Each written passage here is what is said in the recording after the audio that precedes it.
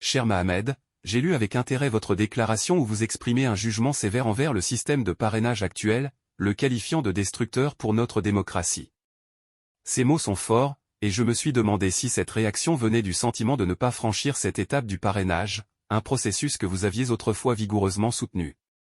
Je me souviens que vous aviez, avant l'élection présidentielle, mis en avant avec d'anciens chefs de gouvernement, y compris ceux actuellement en poste à l'époque, la scientificité et l'équité de ce système. Vous aviez alors souligné l'importance de ce filtre pour une démocratie représentative, légitimant ainsi les ambitions de tout citoyen sénégalais aspirant à la plus haute fonction de notre pays.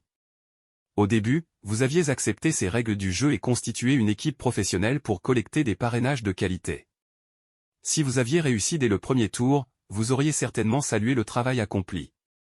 Mais maintenant que le sort semble vous être moins favorable, vous dénoncez ce système que vous considérez désormais injuste et menaçant pour la stabilité de notre démocratie.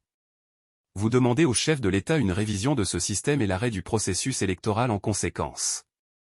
Cependant, je me demande si votre position aurait été la même si vous aviez été parmi les premiers à réussir ce processus dès le premier tour.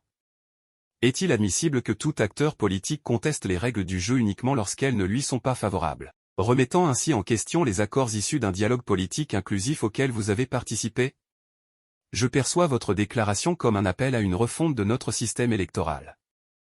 À ce que je sache, vous n'êtes pas encore éliminé de la course. Si vous franchissez ce second tour, je sais que vous serez un challenger à la hauteur des enjeux. Restez un homme d'État, imprégné de dévouement, un pilier de la fonction de Premier ministre. Si le sort vous écartait de cette opportunité, revenez à la maison.